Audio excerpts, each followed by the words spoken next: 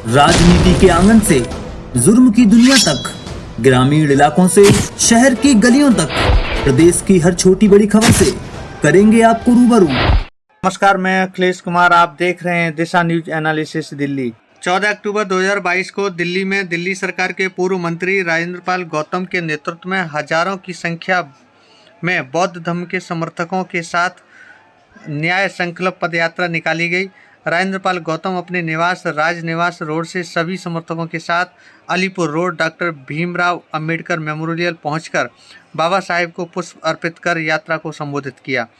गौतम ने अपने पूरे भाषण में केवल जाति छोड़ो समाज जोड़ो की बात की, कोई नया संकल्प लेने की बात नहीं की जो समर्थकों को उम्मीद थी। गौतम आम आदमी पार्टी के पक्ष में नजर आए। भीम आर्मी और आजाद समाज पार्टी ने भी दिया समर्थन।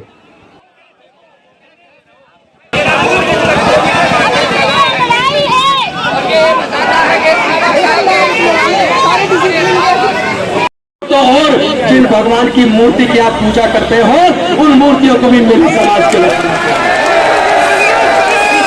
देश नहीं चलेगा। देश नफरत से नहीं चलता, देश प्यार से चलेगा। भारत से खुद का धर्म शांति और मानवता का संदेश लेकर पूरे दुनिया में गया, पूरे दुनिया ने स्वीकार किया। तो फिर भारत को तकलीफ क्यों? कहाँ भारत दुनिया में नंबर 1 देश होता था। दुनिया के बाहर से लोग पढ़ने के लिए भारत में नालंदा यूनिवर्सिटी, विक्रमशिला यूनिवर्सिटी भारत में पढ़ने आते थे, तक्षशिला यूनिवर्सिटी आते थे। आज भारत के लोग विदेश में पढ़ने जा रहे हैं। देश की शिक्षा नीति को आपने तबाह कर दिया। आपने जानबूझकर इतनी बर्बादी की है देश की। आप लोगों ने उन धर्म शास्त्रों का निर्माण करके हजारों साल तक हमारे लोगों को पढ़ने लिखने पर धार्मिक बंदिश लगा के रखी। हजारों साल तक आपने हमारे लोगों के पढ़ने के साथ साथ उनके व्यापार करने पर, संपत्ति रखने पर धार्मिक बंदिश लगा के रखी। हजारों साल तक हमारे लोगों को मानवता का दर्जा नहीं दिया, जानवर से भी बदतर हालत करके रखी। भला हो एक डॉक्टर बाबा साहब अम्बेडकर, मैं आपको नमन करता हूँ। आपने हमें मान सम्मान का जीवन दिया है। अगर मैं एक MLA हूँ और मंत्री बन पाया तो ये मेरी खुद की काबिलियत नहीं थी, ये डॉक्टर बाबा साहब अम्बेडकर के बलिदान की वजह से हो पाया। तो जो कुछ हुआ है डॉक्टर बाबा साहब अम्बेडकर की कुर्बानी की वजह से हुआ है। मुझे दुख इसलिए है कि डॉक्टर बाबा साहब अम्बेडकर ने हमारे लिए अपना पूरे 4 बच्चे गंवा दिए, जवानी में अपनी पत्नी को गंवा दिया, उसके बावजूद हमारे लिए पूरी जिंदगी लगा दी, अपना पूरा जिंदगी हमारे लिए जला दी। पर हमने क्या किया?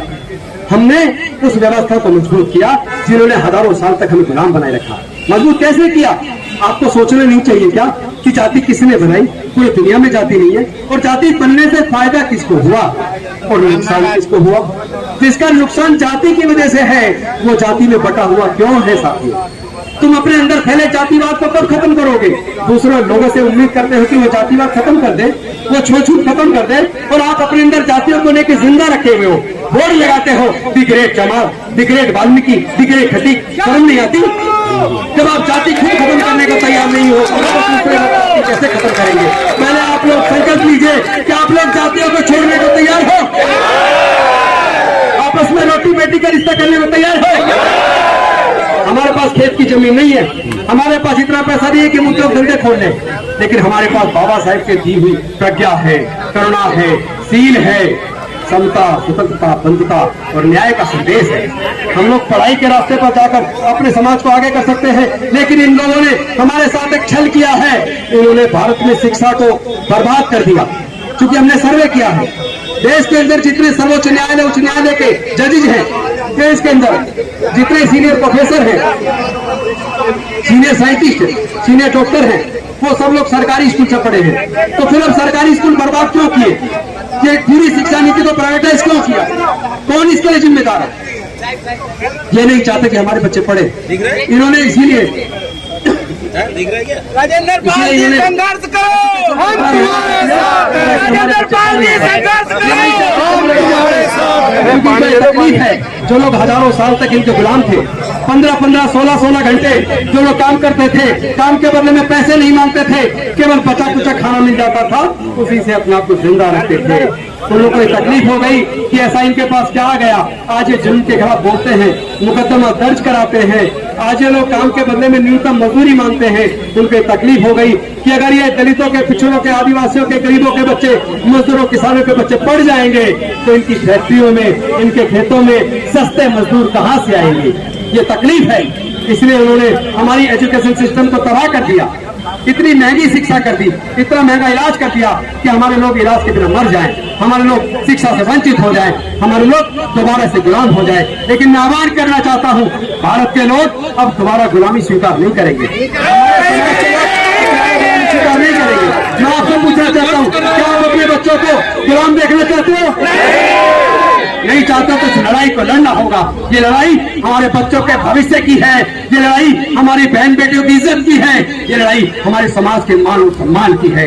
देखिए, आप सबको गौरव होना चाहिए, हमारे बीसीकी के प्रेसिडेंट, बीसीकी हमारी, जिसको हिंदी में अगर कहें तो दलित पैंथर्स पार्टी, उसके नेता, राष्ट्रीय अध्यक्ष जो सांसद हैं तमिलनाडु से, वो तमिलनाडु से स्पेशली चलकर आपके इस आंदोलन को ताकत देने के लिए आए हैं।